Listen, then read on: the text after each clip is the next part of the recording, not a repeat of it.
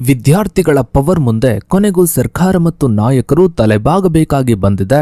ಧರ್ಮೇಂದ್ರ ಪ್ರಧಾನ್ ರಾಜೀನಾಮೆ ಘೋಷಣೆ ಬೆನ್ನಲ್ಲೇ ರಾಜ್ಯ ಮತ್ತು ರಾಷ್ಟ್ರ ರಾಜಕೀಯದಲ್ಲಿ ದೊಡ್ಡ ತಲ್ಲಣವೇ ಸೃಷ್ಟಿಯಾಗಿದೆ. ಒಂದೆಡೆ ಇದು 100% ವಿದ್ಯಾರ್ಥಿಗಳ ಒಗ್ಗಟ್ಟು ಮತ್ತು ಸುದೀರ್ಘ ಹೋರಾಟಕ್ಕೆ ಸಿಕ್ಕ ಜಯ ಎಂದು ಲಕ್ಷಾಂತರ ಯುವ ಜನತೆ ಸಂಭ್ರಮಿಸ್ತಾ ಇದ್ರೆ, ಮತ್ತೊಂದೆಡೆ ನಾವು ಒತ್ತಡ ಹೇರಿದ್ದಕ್ಕೆ ಈ ರಾಜೀನಾಮೆ ಸಿಕ್ಕಿದ್ದು ಅಂತ ಕ್ರೆಡಿಟ್ ತಗೊಳ್ಳೋದಕ್ಕೆ ಕಾಂಗ್ರೆಸ್ ಸಖತ್ ಕಸರತ್ತು ನಡೆಸ್ತಾ ಇದೆ. ಹಾಗಾದ್ರೆ ಈ ಬಿಗ್ ವಿಕೆಟ್ ಪತನದ ನಿಜವಾದ ಕ್ರೆಡಿಟ್ ಯಾರಿಗೆ ಸಲ್ಲಬೇಕು? ಇದು ಬರೀ ವಿದ್ಯಾರ್ಥಿಗಳ ಗೆಲುವ ಅಥವಾ ಇದರ ಹಿಂದೆ ಮಾಸ್ ಪೊಲಿಟಿಕಲ್ ಗೇಮ್ ಇದೆಯಾ? ಇನ್ನು ಬಿಜೆಪಿ ಸರ್ಕಾರ ಪತನದ ಹಂಚಿಗೆ ಬಂದಿದ್ಯಾ? ಇದರ ಬಗ್ಗೆನೇ ಒಂದು ವಿಶೇಷ ವರದಿ ಇದೆ, ಬನ್ನಿ ನೋಡ್ತಾ ಹೋಗೋಣ. ಸ್ನೇಹಿತರೆ, ಭಾರತದ ಶಿಕ್ಷಣ ಮತ್ತು ರಾಜಕೀಯ ಕ್ಷೇತ್ರದಲ್ಲಿ ಇತ್ತೀಚೆಗೆ ಸಂಭವಿಸಿದ ಅತ್ಯಂತ ಮಹತ್ವದ ವಿದ್ಯಮಾನವೆಂದರೆ ಕೇಂದ್ರ ಶಿಕ್ಷಣ ಸಚಿವ ಧರ್ಮೇಂದ್ರ ಪ್ರಧಾನ್ ಅವರ ರಾಜೀನಾಮೆ. ರಾಷ್ಟ್ರೀಯ ಅರ್ಹತಾ ಮತ್ತು ಪ್ರವೇಶ ಪರೀಕ್ಷೆ ಅಂದ್ರೆ ನೀಟ್ ಪೇಪರ್ ಲೀಕ್ ಸೋರಿಕೆ ಹಾಗೂ ಪರೀಕ್ಷಾ ಅಕ್ರಮಗಳ ಹಿನ್ನೆಲೆಯಲ್ಲಿ ದೇಶದಾದ್ಯಂತ ವಿದ್ಯಾರ್ಥಿ ಸಮೂಹವು ಬೃಹತ್ ಹೋರಾಟವನ್ನ ಕೈಗೊಳ್ಳಿತು. ವಾರಗಳ ಕಾಲ ನಡೆದ ತೀವ್ರತರದ ಸತ್ಯಾಗ್ರಹ, ದೆಹಲಿಯ ಜಂತರ್ ಮಂತರ್ ಧರಣಿ ಹಾಗೂ ಸಂಸತ್ ಭವನದ ಕಡೆಗೆ ನಡೆದ ವಿದ್ಯಾರ್ಥಿಗಳ ಮೆರವಣಿಗೆಯನ್ನ ಕಂಡು ಸರ್ಕಾರ ಬೆಚ್ಚಿಬಿದ್ದಿತ್ತು. ಈ ಒತ್ತಡಕ್ಕೆ ಮಣಿದು ಕೇಂದ್ರ ಶಿಕ್ಷಣ ಸಚಿವ ಧರ್ಮೇಂದ್ರ ಪ್ರಧಾನ್ ಜುಲೈ 25, 2026ರಂದು ತಮ್ಮ ಸ್ಥಾನಕ್ಕೆ ರಾಜೀನಾಮೆಯನ್ನ ನೀಡಬೇಕಾಗಿ ಬಂತು. ಆದರೂ ಈ ರಾಜೀನಾಮೆ ಪ್ರಕಟಣೆಯ ಬೆನ್ನಲ್ಲೇ ದೇಶದ ರಾಜಕೀಯ ಅಂಗಳದಲ್ಲಿ ಹೊಸದೊಂದು ಸಂಘರ್ಷಾತ್ಮಕ ಚರ್ಚೆ ರೂಪುಗೊಂಡಿದೆ. ಹಲವು ದಶಕಗಳಲ್ಲೇ ಕಾಣದ ಬೃಹತ್ ವಿದ್ಯಾರ್ಥಿ ಹೋರಾಟವು ಈ ಫಲಿತಾಂಶಕ್ಕೆ ಮುಖ್ಯ ಕಾರಣವಾಗಿದ್ದರೂ ವಿರೋಧ ಪಕ್ಷಗಳಾದ ಕಾಂಗ್ರೆಸ್ ಮತ್ತು ಅದರ ನೇತೃತ್ವದ INDIA ಒಕ್ಕೂಟವು ಈ ರಾಜೀನಾಮೆಯ ಸಂಪೂರ್ಣ ಕ್ರೆಡಿಟ್ ಅಥವಾ ಶ್ರೇಯಸ್ಸನ್ನ ತಮ್ಮ ರಾಜಕೀಯ ಲಾಭಕ್ಕೆ ಬಳಸಿಕೊಳ್ಳಲು ಪ್ರಯತ್ನಿಸ್ತಾ ಇದೆ ಎಂಬ ಚರ್ಚೆ ಶುರುವಾಗಿದೆ. ಸ್ನೇಹಿತರೆ, ಕೇಂದ್ರ ಶಿಕ್ಷಣ ಸಚಿವ ಧರ್ಮೇಂದ್ರ ಪ್ರಧಾನ್ ಜುಲೈ 25, 2026ರಂದು ಸೋಷಿಯಲ್ ಮೀಡಿಯಾ ಮೂಲಕ ತಮ್ಮ ನಿರ್ಧಾರವನ್ನ ಪ್ರಕಟಿಸಿ ಪ್ರಧಾನಿ ನರೇಂದ್ರ ಮೋದಿ ಅವರಿಗೆ ಅಧಿಕೃತ ರಾಜೀನಾಮೆ ಪತ್ರವನ್ನ ರವಾನಿಸಿದರು.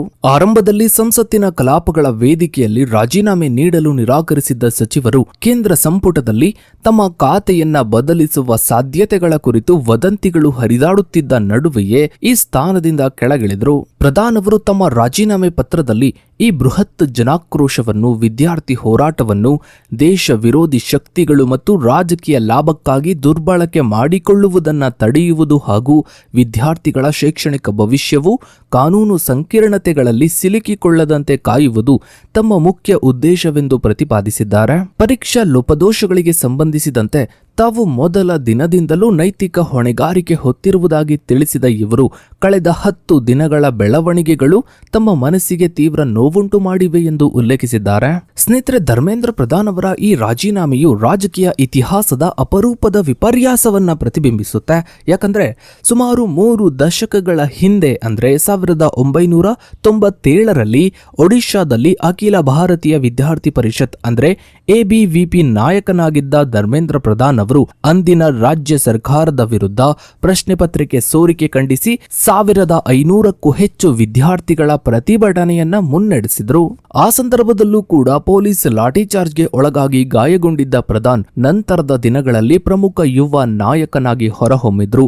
ಆದರೆ ಕಾಲಚಕ್ರ ಉರುಳಿದಂತೆ ಸ್ವತಃ ತಾವೇ ಕೇಂದ್ರ ಶಿಕ್ಷಣ ಸಚಿವರಾಗಿದ್ದಾಗ ದೇಶದ ಅತಿದೊಡ್ಡ ಪರೀಕ್ಷಾ ಅಕ್ರಮದ ಹೊಣೆ ಹೊತ್ತು ಅದೇ ಮಾದರಿಯ ವಿದ್ಯಾರ್ಥಿ ಚಳುವಳಿಯ ಒತ್ತಡದಿಂದ ರಾಜೀನಾಮೆ ನೀಡಬೇಕಾಗಿ ಬಂದಿರುವುದು ಮಹತ್ವದ ರಾಜಕೀಯ ನಿದರ್ಶನವಾಗಿದೆ. ಇನ್ನು ಸ್ನೇಹಿತರೆ, ನೀಟ್ ಪರೀಕ್ಷೆಯ ಪಾವಿತ್ರತೆಗೆ ಧಕ್ಕೆಯಾದ ತಕ್ಷಣವೇ ಯಾವುದೇ ನಿರ್ದಿಷ್ಟ ರಾಜಕೀಯ ಬ್ಯಾನರ್ ಇಲ್ಲದೆ ಲಕ್ಷಾಂತರ ಸಂತ್ರಸ್ತ ವಿದ್ಯಾರ್ಥಿಗಳು, ಪೋಷಕರು ಮತ್ತು ಯುವ ಸಂಘಟನೆಗಳು ದೆಹಲಿಯ ಜಂತರ್ ಮಂತರ್ನಲ್ಲಿ ಧರಣಿಯನ್ನ ಆರಂಭಿಸಿದ್ವು. ರಾಷ್ಟ್ರೀಯ ಪರೀಕ್ಷಾ ಸಂಸ್ಥೆಯ ಜವಾಬ್ದಾರಿ ಮತ್ತು ರಾಷ್ಟ್ರೀಯ ವ್ಯವಸ್ಥೆಯ ಮರುಸ್ಥಾಪನೆಗಳನ್ನು ಒತ್ತಾಯಿಸಿ ಆರಂಭವಾದ ಈ ಪ್ರತಿಭಟನೆಯು ದಿನ ಕಳೆದಂತೆ ತೀವ್ರಗೊಳ್ತಾ ಹೋಯಿತು. ಈ ಚಳುವಳಿಗೆ ಬೆಂಬಲವಾಗಿ ಪ್ರಸಿದ್ಧ ಸಾಮಾಜಿಕ ಕಾರ್ಯಕರ್ತ ಸೋನಂ ವಾಂಗ್ಚುಕ್ ಅವರು ನಡೆಸಿದ 26 ದಿನಗಳ ಉಪವಾಸ ಸತ್ಯಾಗ್ರಹವು ಹೋರಾಟಕ್ಕೆ ಹೊಸ ನೈತಿಕ ಲಾಭವನ್ನ ನೀಡಿತು.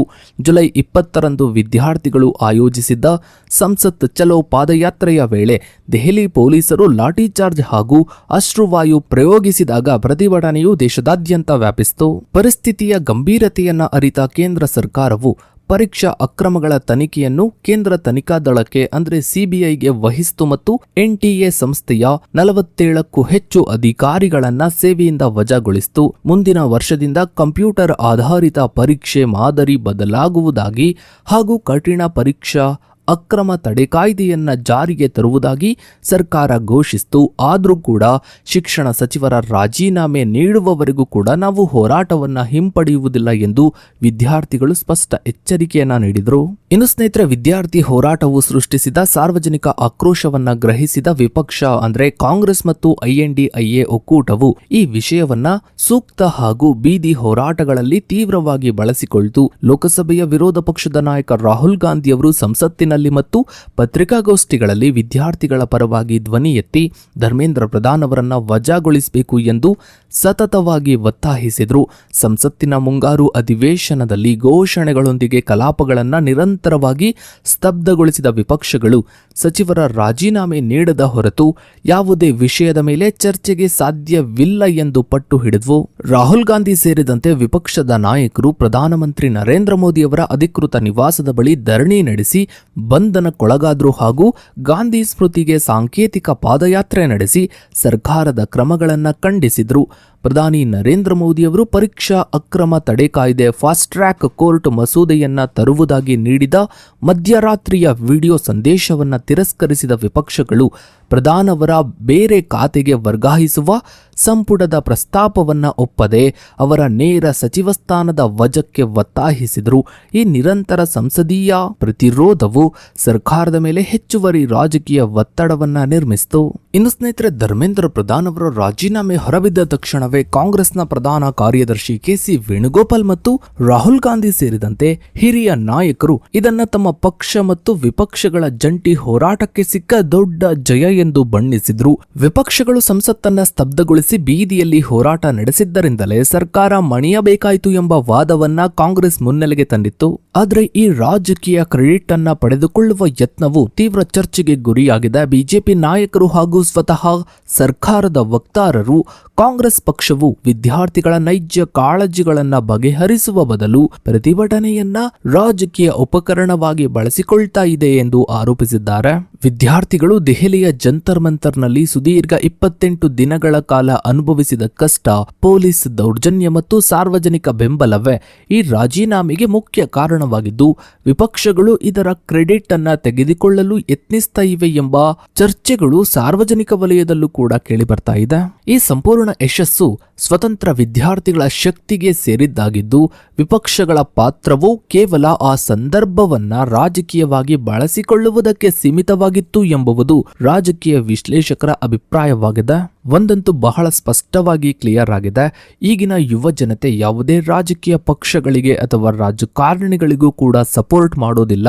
ಒಂದು ವೇಳೆ ಅವರು ಭ್ರಷ್ಟ ಆಡಳಿತವನ್ನ ನಡೆಸೋದಕ್ಕೆ ಶುರು ಮಾಡಿದ್ರೆ ಮುಲಾಜಿಲ್ಲದೆ ಯಾರನ್ನ ಬೇಕಾದ್ರೂ ಕಿತ್ತು ಬಿಸಾಡ್ತಾರೆ ಅನ್ನೋದಕ್ಕೆ ಇದೊಂದು ಬೆಸ್ಟ್ ಎಕ್ಸಾಂಪಲ್ ಆಗಿದೆ. ಸೊ ಇದಾಗಿತ್ತು ಸ್ನೇಹಿತರೆ ಇವತ್ತಿನ ಈ ಒಂದು ವಿಡಿಯೋದ ಬಗ್ಗೆ ನಿಮ್ಮ ಅನಿಸಿಕೆ ಅಭಿಪ್ರಾಯಗಳನ್ನ ತಪ್ಪದೆ ಕಮೆಂಟ್ ಸೆಕ್ಷನ್ ಅಲ್ಲಿ ಕಮೆಂಟ್ ಮಾಡಿ. ಹಾಗೆ ವಿಡಿಯೋಗೊಂದು ಲೈಕ್ ಮಾಡ್ತಾ ವಿಡಿಯೋನಾದಷ್ಟು ಎಲ್ಲ ಕಡೆ ಶೇರ್ ಮಾಡಿ. ನೀವಿನ್ನು ನಮ್ಮ ಚಾನಲ್ಗೆ ಸಬ್ಸ್ಕ್ರೈಬ್ ಆಗಿಲ್ಲ ಅಂದ್ರೆ ಕೆಳಗಡೆ ಕಾಣ್ತಾ ಇರೋ ಸಬ್ಸ್ಕ್ರೈಬ್ ಬಟನ್ ಕ್ಲಿಕ್ ಮಾಡಿ. ಹಾಗೆ ಪಕ್ಕದಲ್ಲಿ ಕಾಣೋ ಬೆಲ್ ಐಕಾನ್ ಕೂಡ ಕ್ಲಿಕ್ ಮಾಡಿ. Thanks for